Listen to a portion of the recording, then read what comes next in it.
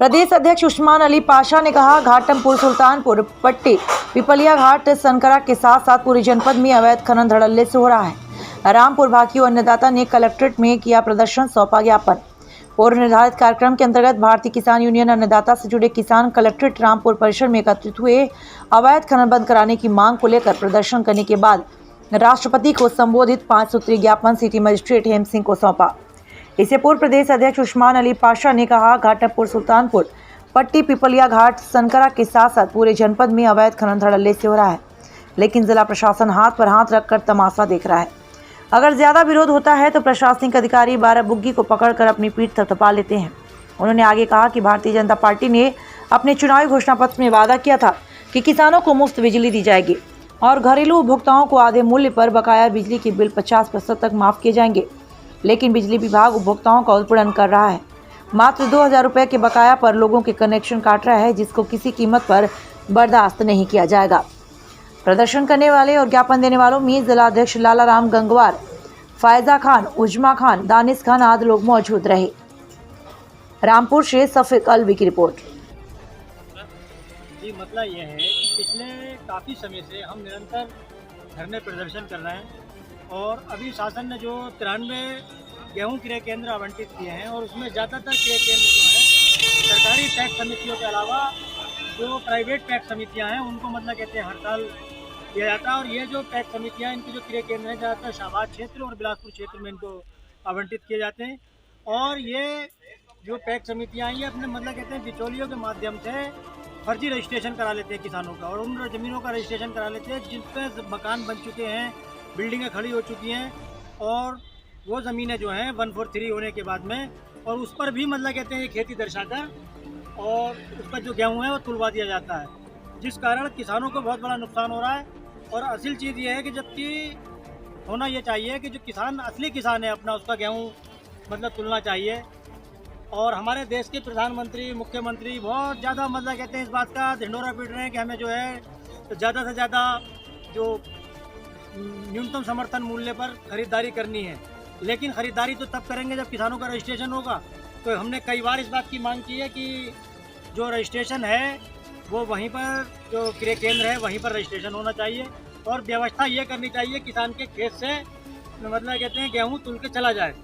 लेकिन ये नहीं करना चाह रहा। दूसरी चीज़ ये कि ज़िले में के साथ साथ मुरादाबाद जनपद, बरेली जनपद, इन जनपदों में भी बहुत बड़े पैमाने पर अवैध खनन किया जा रहा है, जिसकी वजह से भूगर्भ जल स्तर जो है दिन प्रतिदिन नीचे होता चला जा रहा है। तो हमने कई बार इस बारे में अवगत कराया,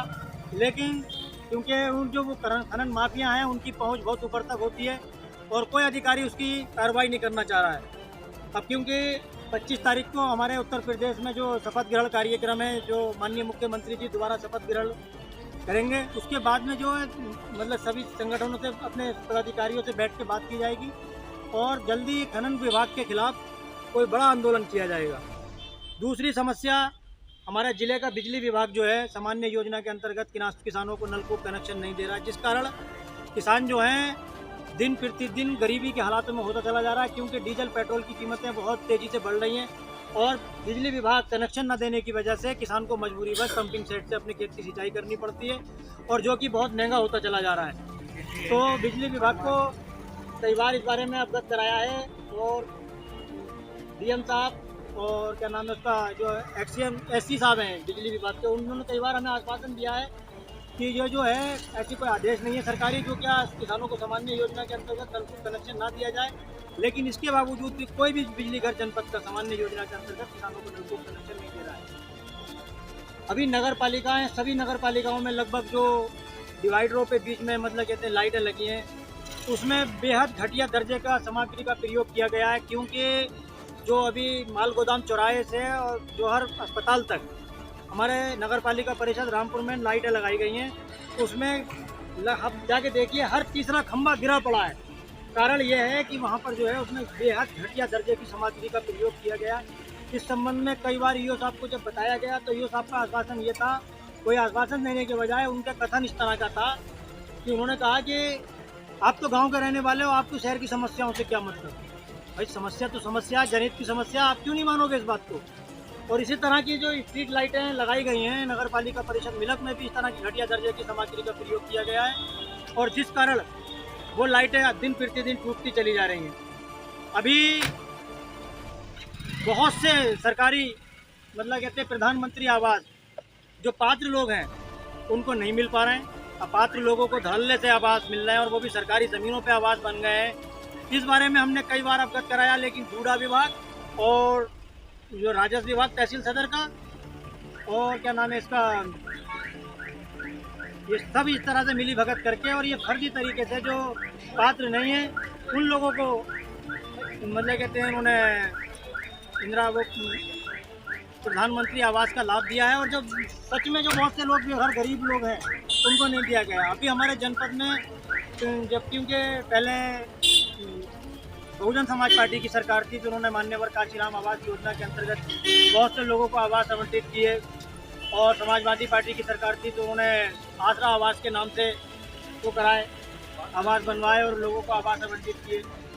लेकिन जब से ये भारतीय जनता पार्टी की सरकार आई है एक भी गरीब को कोई आवास मतलब कहते हैं जिले में नहीं बनाया गया है, क्योंकि इसको भी हम चाहते हैं क्योंकि इन्हें भी कोई आवास बनाना चाहिए, कोई आवासीय कॉलोनी बनाकर और गरीबों को पट्टे उसके आवंटित किए जाएं। और अभी इन्होंने एक प्रधानमंत्री आवास योजना के अजयपुर में लगभग पिछले 7-8 साल से बराबर वो काम चल रहा है, लेकिन आज तक वो पूर्ण नहीं हो पाए। और उसमें जो सामग्री का प्रयोग किया जा रहा है तो बेहद घटिया सामग्री का प्रयोग किया जा रहा है, जिस कारण उनको आवंटन नहीं हो पा रहा है। तो उस तरह के ये सारे आवास जो है आवंटित किए जाएं, गरीबों को उनके सर पर एक छत हो, क्योंकि जाले उन्होंने जैसे तैसे काटे, बरसात काटी, अब गर्मी आ गई है तो गर्मी में तो खुले में बड़ा परेशानी की बात है। तो इसलिए इन्हें सोचना चाहिए और गरीबों को जो है छत तो ज़रूर होना चाहिए। बहुत बहुत शुक्रिया। जय जवान जय किसान।